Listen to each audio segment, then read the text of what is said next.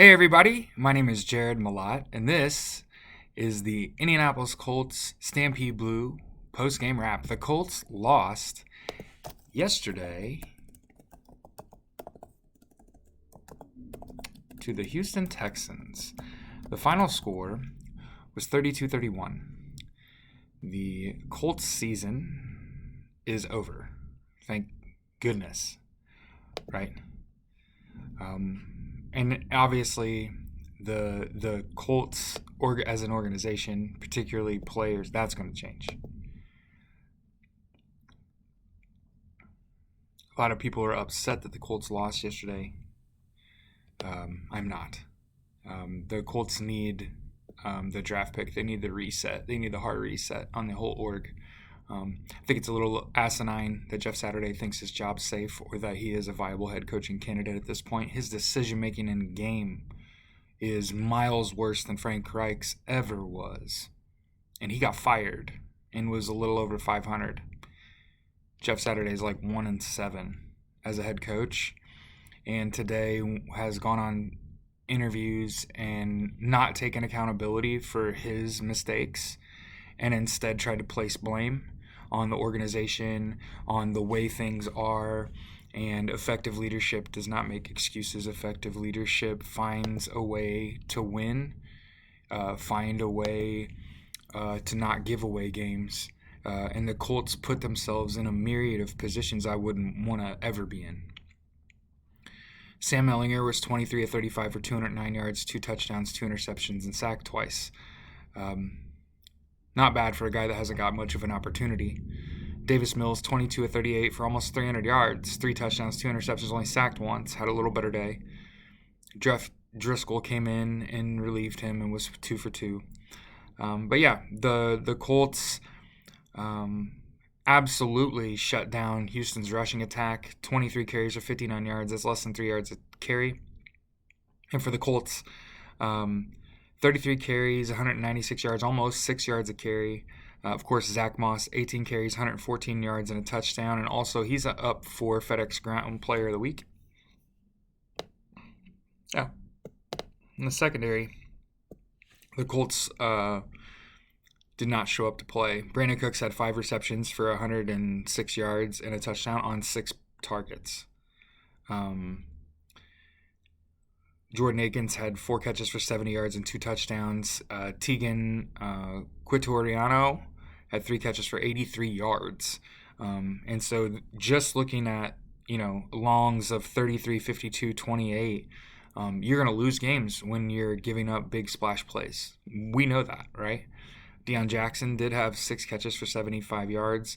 Alec Pierce, 3 for 42. Paris Campbell, 6 for 42. Michael Pittman, 3 for 30. And a touchdown. Michael Pittman came a 2 yards shy of 1,000 yards receiving for the season. Christian Harris led the Houston defense in tackles with 10, 6 solos, 2 tackles for loss, and a pass defended, and a quarterback hit. Man, he had a day. And then Julian Blackman had 8 tackles, 6 solo, and a tackle for loss. Important to know, Forrest Buckner had 2 tackles for loss and 3 quarterback hits. And like we said, Ronnie McLeod Jr. and Rodney Thomas II had interceptions. Rodney McLeod, of course, returned 1 for a touchdown.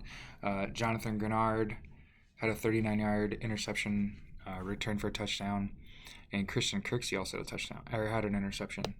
But yeah, the reality is this organization has been in dysfunction for the last 5-6 years.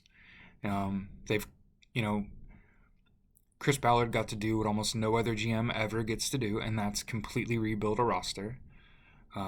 He also got to pass on viable young quarterback candidates in the draft without being held accountable. And that's what I'll come away with. The reason the Colts were 4-12-1 is because they weren't accountable at the most important positions. Where's Chris Ballard been this entire season? You ain't seen him, right? He's a ghost.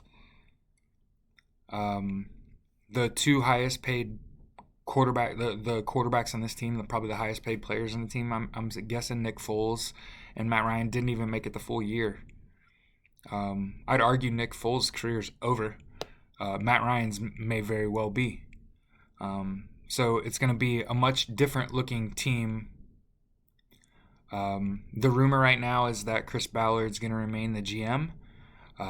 But with a meddling owner like Jim Irsay, it really puts my faith in Chris Ballard in question. And then I think that Jim Harbaugh, who was, played for the Colts, has had an NFL successful career coaching in the NFL, is now the coach at the University of Michigan. One of the more desirable jobs in sports is head coach at University of Michigan football. And for him, first of all, to be looking around is insane to me.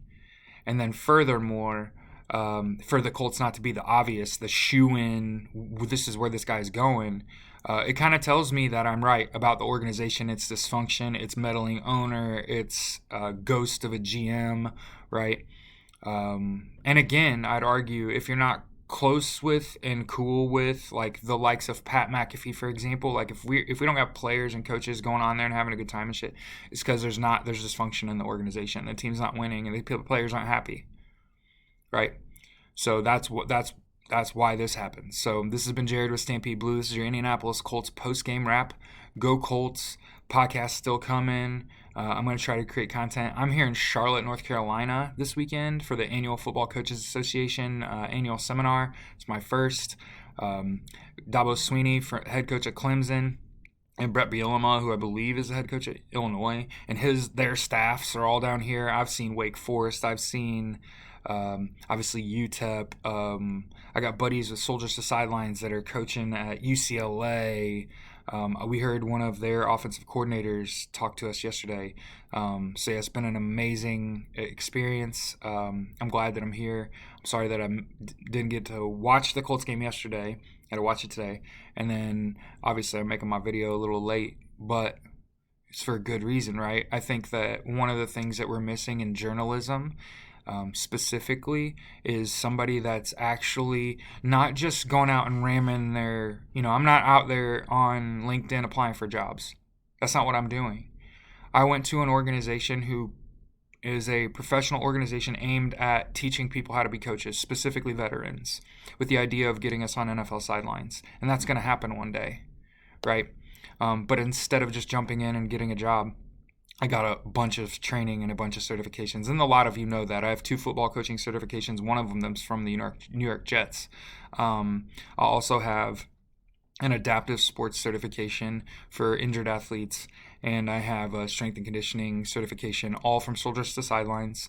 And this is because these are skills that head coaches need and football coaches need. You need the ability to help injured players. You need the ability to advise athletes. As a coach, if they're hearing the same thing from you that they're getting from the training staff, you're going to get the result that you're looking for out of them athletically. Anyway, have a great rest of your week. Stay safe out there.